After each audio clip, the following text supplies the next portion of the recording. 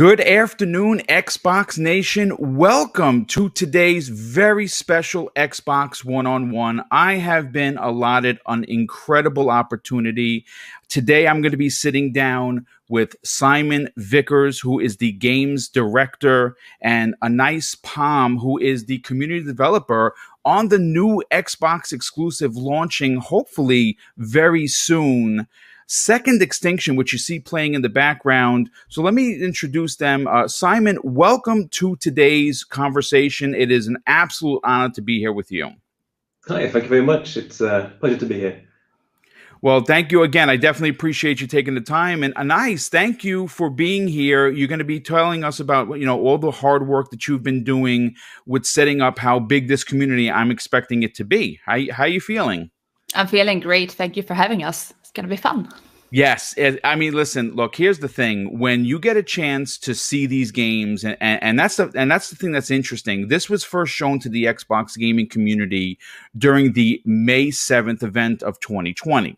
And we got a chance to, you guys got center stage because this made a big splash with a lot of gamers, specifically with me, because this is, Left 4 Dead meets Turok. Dinosaur Hunter, and it just looks like it's an absolute blast. But you know what? We had set up some questions, so I want to get into the first question. And obviously, either of you can take it. Jump in when you feel it's necessary. Who is Systemic Reaction? How big is your current team, and how long have you folks been working together? Okay, I can fill that. So Systemic Reaction is a division of Avalanche Studios. We are kind of like the self-publishing wing of Avalanche. So you've got Avalanche partners who work with the Just Cause series and other publishers to make these big AAA action games that you can know from Avalanche. And then Systemic Reaction was kind of set up to do these kind of smaller, longer form titles. With smaller teams, just a much more kind of interesting and ownership over these titles. So the Malmo studio, where I'm currently seated here, was set up 2.5 years ago, I think. It's hard to keep track of time at the moment. And I was here from the start, so I joined, and the studio was set up specifically to make this title. At its peak, we're about 30 or 35 people. Wow. At any time, with some people coming in to help out over in the Stockholm studio here and there, as and when we need it. But yeah, it's very much a small team, very intimate kind of thing going on. I mean, the size of the team, we've seen other games get made by one person, right? We've seen, like, for instance, Tunic is a big indie title that a lot of people are looking forward to. That's being made by one man. We've seen The Ascent, Neon Giant, 14 people are on that team. So 35 on your team with, of course, you have contracted work outside. What you've done so far in the preview, what we've seen, is unbelievably impressive. And I think that where this is going to shine is what Microsoft and Xbox is known for, and that's multiplayer, and that's community. So Anais, I kind of want to bring you in on the conversation. When you talk about community and you talk about multiplayer, for Xbox, it kind of goes hand in hand. It's what the brand has been known for. What have you been doing behind the scenes to help the community aspect of this incredible looking title? Well, we've been out since October on PC. So yes. I got a little head start before we launch on Xbox now. And we've been doing a lot of work on Discord to actually add on some challenges, find players to play with, and just bring everybody together. And since we're going to preview and are in early access, it's just the perfect time for the community to speak their minds, give us feedback, tell us what they want to see more of or less of. So I really try to make it as easy as possible for the community to bring us those thoughts. So polls and feedback channels that are easy to read and to respond to. Nice. Well, listen, it sounds interesting on what you guys have been up to, specifically when you start talking about the community, because again, multiplayer is so important to games like this, because I have friends across the world, and I think that is what really is amazing about titles like this. It does bring people together, and I think this game is going to do so well on Xbox. I can't even begin to tell you, but I kind of want to just go to the next question, if you guys are okay with that. I think many people in the community want to know exactly what is Second Extinction, and how did the team decide on 3-player co-op, in a first-person shooter with dinosaurs? I mean, again, it's 2 different genres that seem to work good, like peanut butter and chocolate. Absolutely. Yeah, I mean, you kind of hit the nail on the head, really. Second Extinction is a 3-player co-op adventure where you shoot dinosaurs in the face, and those faces explode in very satisfactory ways. Yeah, I mean, that was largely the pitch that we were kind of given. It was a very high concept. Like, we just want people to have fun, jump in with their buddies, shoot some dinosaurs, and have a great time doing it. And that was largely kind of, how do we shape that into a game and experience? And that's what Extinction is here, really. Thanks. I mean, look, I'll say this. We're watching the video that you were so kind enough as to provide about the development and some of the dinosaur characters that we're going to be going up against. Anais, for you seeing the community, how have they responded with, in the preview that you've already gotten on Steam? Because we know that you launched in October. How was the reception there? The reception from the community when we launched? Yes. Yes. Well, it was a great, awesome peak, and a lot of people jumped into it. We're obviously pre a full launch, so there's still a lot more content to come. But what we have out right now is being enjoyed and played a lot. So it's doing very well on Steam for you guys. It depends on what you compare to. I mean, we can't compare to a full launch. We're still in early access, so it's growing, which is the best part. I mean, look, I'm going to say this. Like I said, I think what you have here is something really special. It really does. Again, when you look at games like Left 4 Dead, you look like games like Back 4 Blood, which is launching in October later this year. The community, just the gaming community, love titles like this because everyone loves playing online. Everyone loves playing with their friends.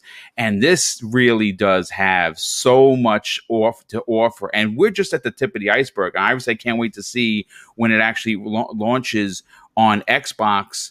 But here's my next question for you guys. Like, we know that you're shooting dinosaurs, right? We know that it's a first-person shooter. It's fast. It's vicious. There's blood flying all over the place. But what Simon, I want to go to you next on this, if that's okay. Absolutely. What is the story and the plot behind Second Extinction? Because in a lot of the preview videos that I've seen, someone is talking to you in your ear. So you're obviously being sent down on a mission that you have to complete. What is the underlying story and during the incredible run and gun experience that it looks like it's happening on the screen? Absolutely. So the main gist of the game is that dinosaurs have returned from at some point before, in the very near future. Dinosaurs that lay dormant for millions and millions of years have suddenly kind of burst through from the planet's core, and they've just kind of, as it would, has taken humanity by surprise. Humanity have kind of fled to the stars, where they're kind of now living aboard these kind of floating arcs. It's not a perfect life, but it's the only way that people kind of respond and survive to this kind of a surprise attack by evil mutant dinosaurs. And now, after kind of like regathering their strength, kind of assessing the situation, they're now going back to planet Earth, starting to reclaim it and to bring about a second extinction of the dinosaurs. I mean, it's again. It sounds most guys who enjoy, or not even just guys. I think gamers, because there's plenty of gamers across the world that appreciate zombies. Zombies have been done to death, but you don't see a lot of dinosaurs being shot in the face, like you said. I mean, I'm just using your words, and man, it does look like it's going to be a blast to play again, especially with your friends. And you know something, Anais, when you talk about your friends, is this the kind of game that's going to bring people together? That's going to have people sitting in front of their consoles playing for hours on end? Is that something that you hope happens? For sure, yeah. I mean, you need the other two players to like cooperate and to play with you to really like pull through in these missions. And especially on the higher difficulty settings, which is something that I enjoy playing, and I need some help there. So I think that a lot of people will have the same feeling I do there. Yeah. Now, here's a question. I'm not sure if either you or Simon want to respond to this. Obviously it's 3-player co-op, but sometimes, if you're up late at night and there's no one on, and hopefully I don't think that's going to be the case. I don't ever think there's going to be a problem finding a game with a random. But do you have the ability to play this game with bots as like single player? Let's just say. You can play it single player. There's something kind of physically stopping you. It's a challenge, that's for sure. We don't have bots, and we haven't got any particular plans to bring bots in. They bring in their own challenges. But we do have challenges and game modes which are kind of more achievable and targeted towards solo play. So there are things that you can do. You can build up your experience in the game. You can figure out the weaknesses and strengths. You can customize your kit and all this kind of stuff. And then when you're ready, you can take on the missions that would ordinarily require a full team of 3. Okay. Really kind of pull through. And we're finding that a lot with the community. And Anais can kind of attest to this, where people are setting their own kind of solo runs. It's a big kind of bragging right to be able to say, I soloed this mission on Insane by myself using this character. And it's a really nice kind of driver. Okay, well that's interesting, and I think that if you can beat a T-Rex and all of these raptors by yourself, then you probably should be bragging, because it looks like very difficult if you're going to play by yourself. But I do have another question that I probably I didn't send it to you guys, and I told you I wasn't going to broadside you with anything. But like when you're looking at the weapons, is there an ability that you said experience, and that's this question literally just jumped into my mind.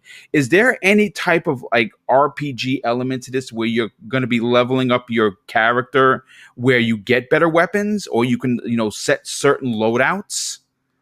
Yep, absolutely. So we made a very conscious effort at the start of the game to try and we're not making a kind of looter shooter grinding kind of game. We wanted you to be able to kind of jump in straight away, feel powerful, and the way you kind of grow when you do level up and things like that is it's expanding your arsenal. So you're getting more tools. Nice. To be able to achieve things, which can kind of diversify and tailor more to your kind of like play style and things like that. So you won't be seeing things like you'll get a more powerful version of this gun and you just keep doing it, and the enemies kind of keep scaling up to match. Because as I say, we wanted you to jump straight in and get that core experience as soon as possible. But instead of that, as you do get more things, you are able to upgrade and customize your weapons. Our weapons upgrade system is again following that same kind of pattern of not continually increasing in power. You do have to make some choices along the way when you do upgrade those things. Which perk am I activating? Which upgrade suits this particular mission, and that kind of thing. Nice. You're constantly experimenting and changing, not just kind of going for that min-max approach.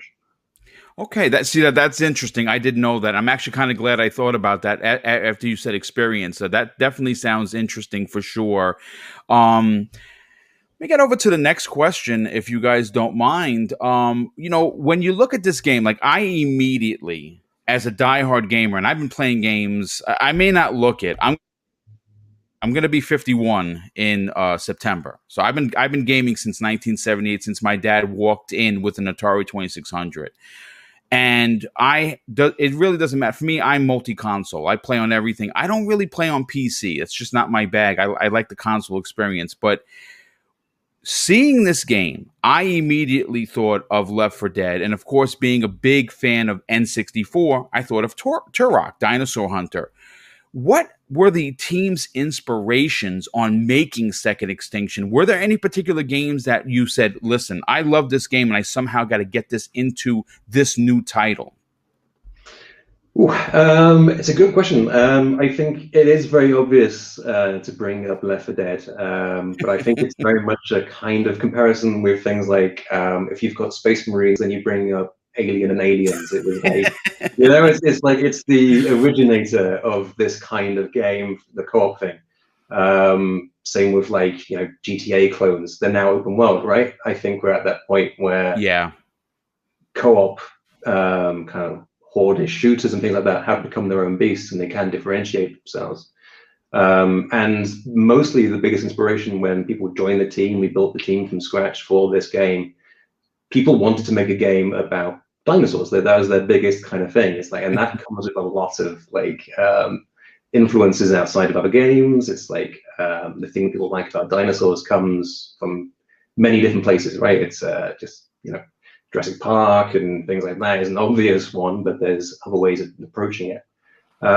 So yeah, we didn't consciously try and go, this is just X game with dinosaurs. It was very much, what is Second Extinction? What is a dinosaur co-op game? And obviously with a team of our size, people have managed to kind of have their own tastes impact the game. So we've got people who play Monster Hunter, we've got people who play quirky little indie titles, which you start to see little bits and pieces kind of creeping in there and things like that. So it really is just kind of like an amalgamation of the team's tastes and kind of passion for dinosaurs, really.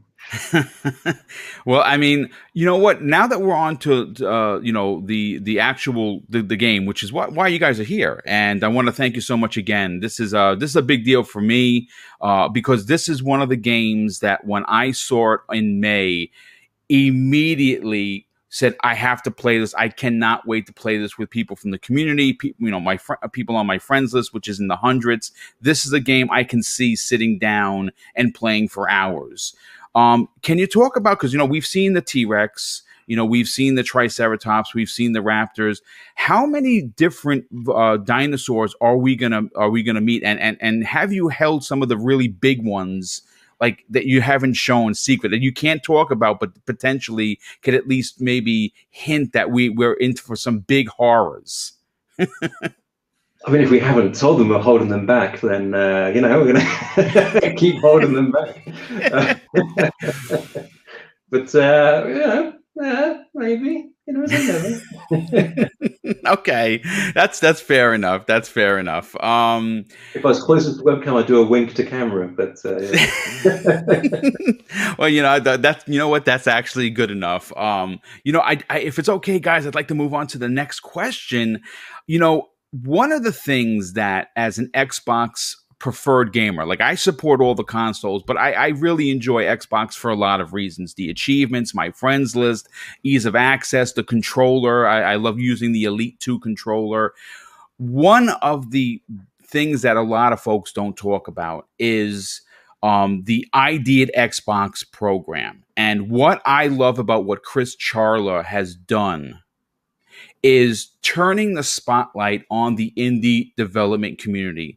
And it really is a community that has an unbelievable amount to offer. Some of the biggest games have come in the smallest of packages, and that's what I absolutely love. That's why doing these one-on-ones with folks like yourself from the indie community and like Joe from Song of Iron is a real treat for me, because I get a chance to not only, because I'm not a developer, I'm just a podcaster, but to get to talk to you and find out the behind the scenes stuff is ultra important. I mean, if you look at what ID at Xbox has done for some of the smaller games, we can go as far back as Summer of Arcade, for instance, and they had titles that are revered by many as industry changing, like Limbo and Bastion and Shadow Complex.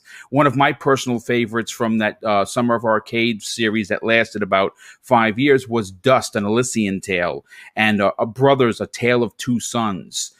For you and your team, how exciting is it to bring Second Extinction to the millions of Xbox gamers through the ID at Xbox program? Anais, it sounds like a community thing, is there? Yeah, I mean, it's amazing just to get so many eyes on the game. And like I said before, like what we want right now is feedback and help from the community to just make this the best game it can be. And the more eyes, the more players out there, the more feedback we get. And that is really what I'm at least looking forward to the most. Absolutely. I mean, as you say, we were announced by Microsoft as part of that kind of launch lineup thing. So to be able to kind of like come back to that audience that's kind of like gave us that exposure in the first place, it just kind of feels right to be able to do that, especially at this point where we are in the preview program. Just having people involved in the development of it, as many people as possible. Yeah, it's really cool. Now, when you guys had, Microsoft approached you and said, "Hey, listen, we're doing this big May 7th event. We want your game to be there." I mean, again, I'm nervous just doing the interview with you guys because I don't get a chance to do this. So this is something new for me. So I'm of course very excited. And but were you guys nervous to see it up on screen? When during the May event? Yes, I've been making games for 15 years, and every single time you reveal something, you launch something, it is the most nerve-wracking day of your life. So yeah, you're just waiting for those comments. You're sat there on the Discord channels, and Anais is weathering the storm, waiting there for people to come back. But it's exciting. There's nothing else quite like it. Well, I would imagine that the feedback had to have been fantastic. I mean, this just looks so much fun. And I think at the end of the day, when you talk about gaming, right, that is really at its core. Is the game fun? Is the game something you want to sit in front of your TV and play for 4 hours? I can say absolutely. I cannot wait to play this for 4 hours, 5-6 hours straight with my friends and people from the community. But thank you so much for that. I'm very interested to hear about, that particular experience. But here's another question regarding the development, and I think that Simon, you will be able to answer this best. I think. How has been developing Second Extinction on the Xbox Series X, S, and of course last generation's Xbox One? How has that been for the team? I mean, honestly, from a creative side and the director, I cannot speak for like the tech team, the hardworking programmers that we've got kind of converting across and porting it to consoles. But from a creative side, like the fact that I can't think of any blockages, like, oh wow, like we haven't had to make much in the way of kind of concessions for a console title before. From a creative side, at least, it's incredibly freeing. Like you can come down to all the tech side, you can come down to like the little kind of extra features, which are of course cool, but from a purely creative side, just to be able to say like, you know what, we're not hampered by the hardware is incredibly liberating.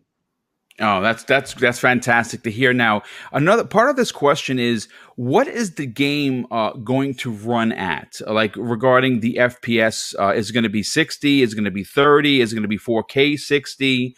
Can you confirm how it's going to run on the consoles? Hopefully buttery smooth.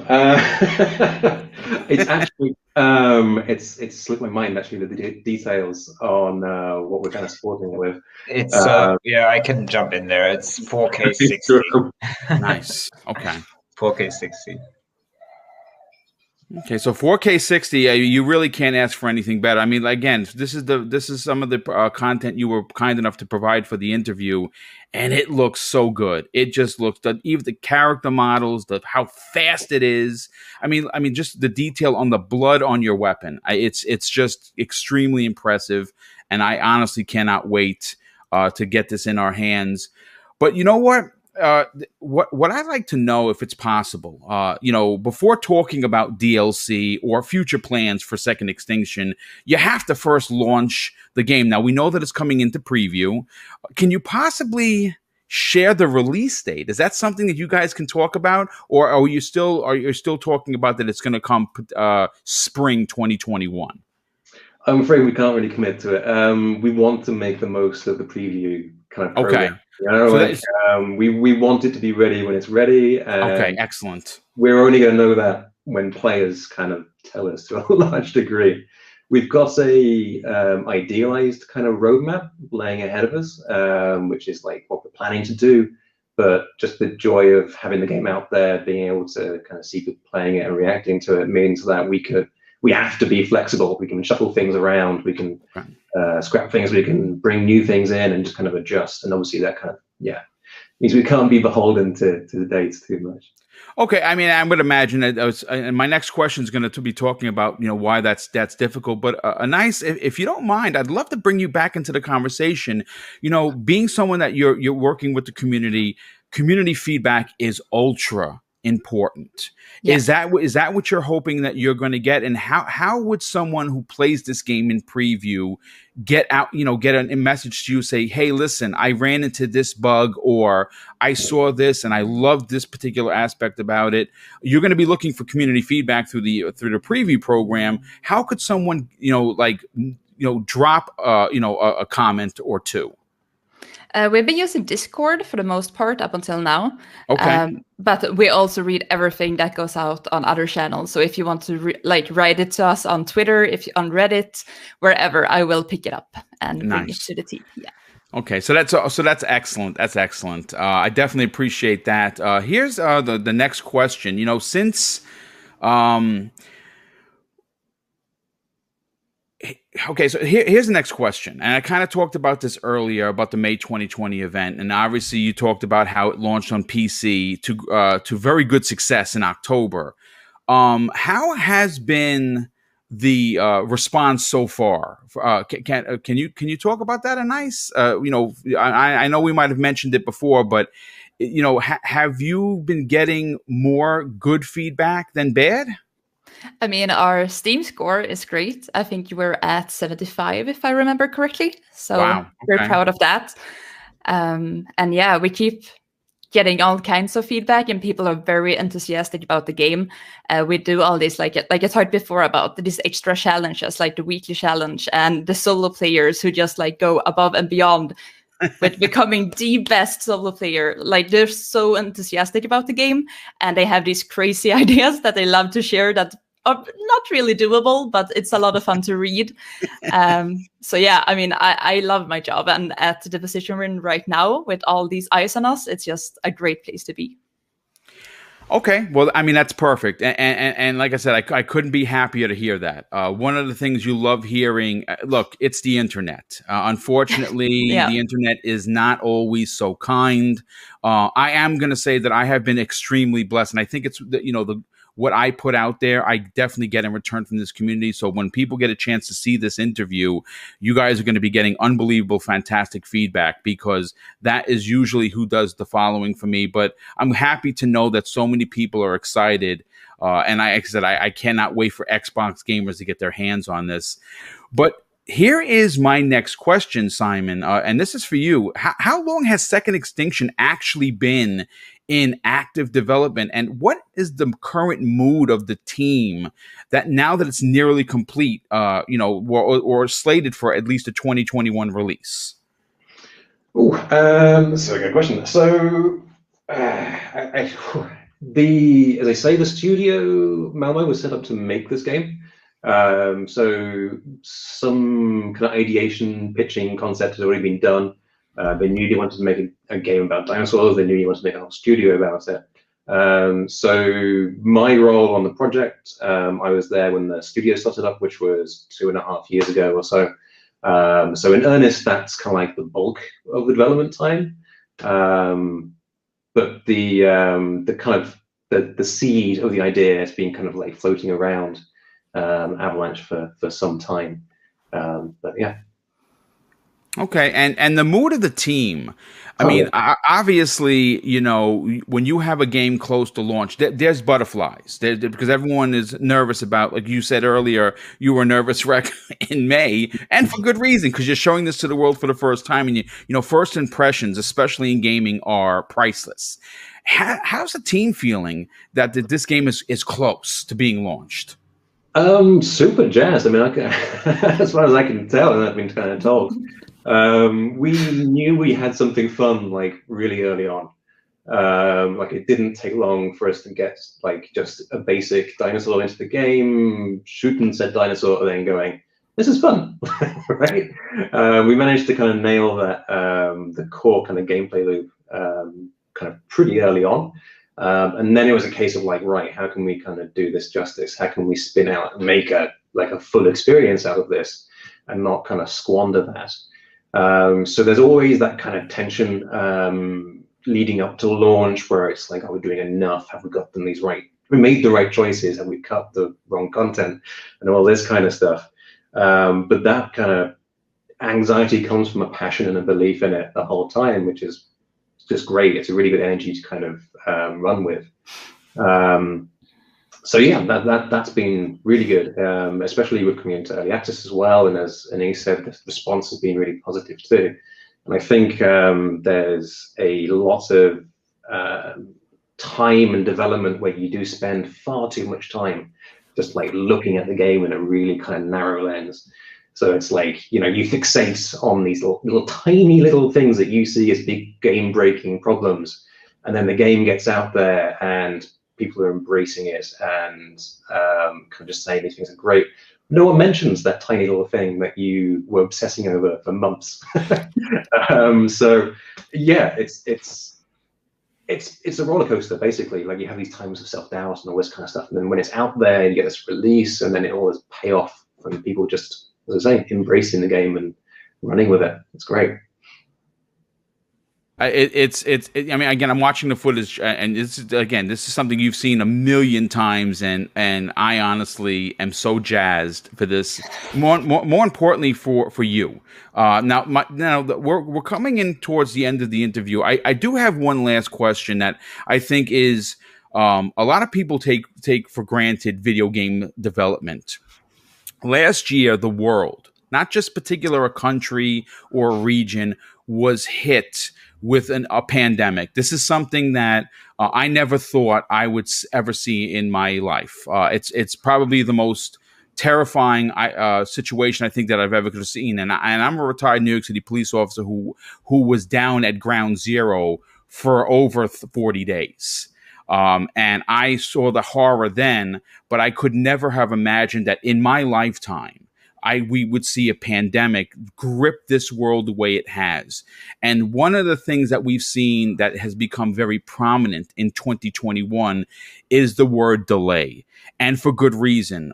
Development is hard. I'm sure that that one of your team members has more in their toenail than I have in my whole body when it talks about talent, because I don't know how to make games. My question to you, and Anais, please feel free to jump in.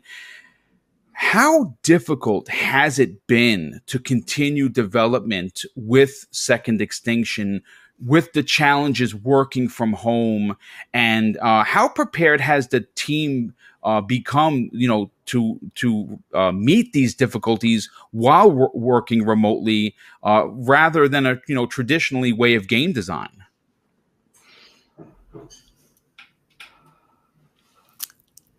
It is, yeah. Okay, sure. Yeah, I started, I think, like 3 weeks before everybody started working from home. Okay. So that was a very special experience.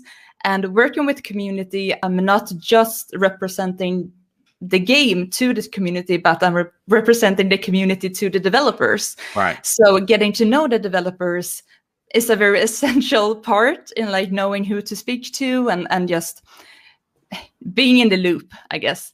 So that was the hardest for me, to get to know everybody and know who to talk to and where to go, pretty much. But yeah, we solved it. Keeping it online, a lot of Google Hangouts and Slack chats has made me get to know the team pretty well. Right. Well, yeah. I mean, obviously, that's super important because you are the go-between, and like you said, between the game and the developing team and the community, and vice versa. Super important. And Simon, can you elaborate on the question at all? How difficult has it been? Yeah. So it's been difficult. I'm not going to lie on that front. Avalanche has been absolutely fantastic in terms of supporting us. I think it went from, there were just kind of those initial reports of numbers coming in and things like that, and you'd start to kind of worry, but it seemed very far away. And then suddenly it was the next day, everyone's working from home. They got a cycle courier to cycle around the city, bringing our PCs to our doors. We were set up working from home with like half a day's disruption. So when it comes to like support and just kind of logistics of things, I couldn't have asked for anything better, really, like making the best of a terrible situation. But then the actual kind of day-to-day making of the game, so much of development, design, directing is about communication, having people that you can just kind of walk up to, have a conversation. You know, like someone tries something out and goes, can you try this out?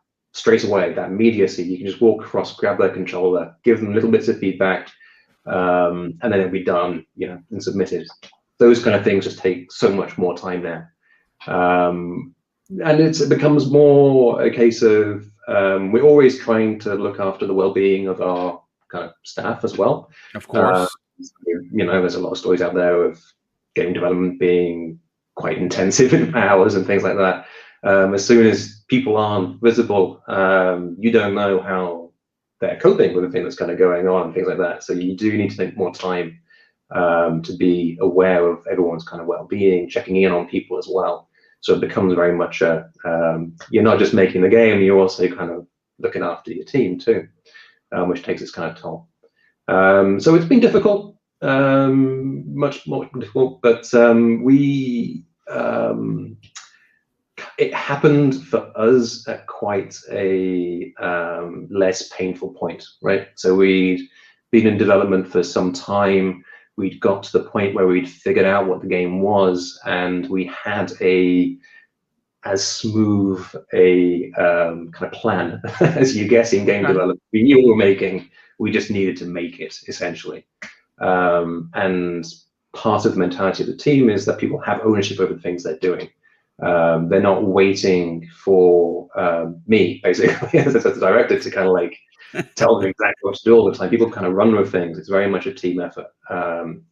So people could work in those kind of like little isolated pockets quite well and self-sufficiently, and yeah, get through to the end. I think it would be much harder if we were at a much earlier point in development. So yeah, that's the experience, really, in a nutshell.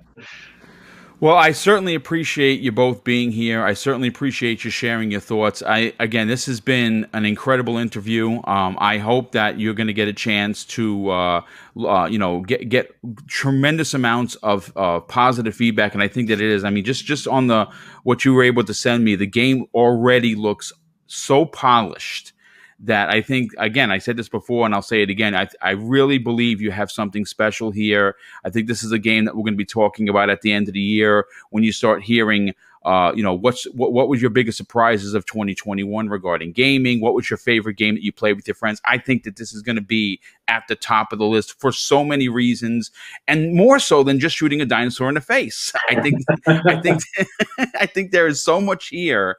Just looking at some of the weapons and some of the perks and like for instance, he threw the flare to get the T-Rex to look at it and then call down a strike from space. I mean, wow. Who would not want to do that and be able to say, yes, I just did that? So I'm very excited for you guys. I'm very excited for your team. I honestly cannot thank you enough for taking 40 minutes of your time, of your day, to be here with me and talk about your game. Before we do, we get everyone out of here. How could people follow Second Extinction and get more information on when it's releasing on Xbox? Because I'm going to be talking about it on my shows like I do many of the indie community's titles. But if you didn't follow me, for instance, weren't subscribed to MrBooMStickXL and Double Barrel Gaming, where could people reach out to you? And of course, we'll be a gentleman here and we'll start with Anais. Where could people reach out to you? Twitter, for sure, is one of our major platforms. So there you will see the news first. We're also active on Reddit and Discord. And you can go to our website and sign up for the newsletter. And you will also receive some awesome cosmetics in Second Extinction. So I do recommend that. And you will get a little email when it's time. Oh, that is awesome. Well, thank you so much for that information. And Simon, if people want to reach out to you and hopefully, give you a positive comment, because obviously you're on social media, where can people reach out to you on Twitter? So I am on Twitter at SmoothFloat, at SmoothFloat. That's my Twitter handle. I welcome people to follow me. I can't promise it will be all the game development. I like cute pictures of cats and things like that, and like sharing them. But I always welcome people asking me questions about game development and things like that. So please join me. Well, thank you once again for being here. And of course, I want to thank Jerome, who's in the background. He has been in contact with me. I know that I must have been a real pain in the rear, because I looked at how many emails I've sent him and he sent me, and it's like into the 20-something. So sorry for that, Jerome. Well, you've been fantastic. And I really, once again, thank you, folks, for being here. I am absolutely honored, and I cannot wait to play Second Extinction later this year. Listen, again, thank you for being here, and everyone, enjoy the rest of your day. Thank you for tuning in to another episode of Xbox One-on-One.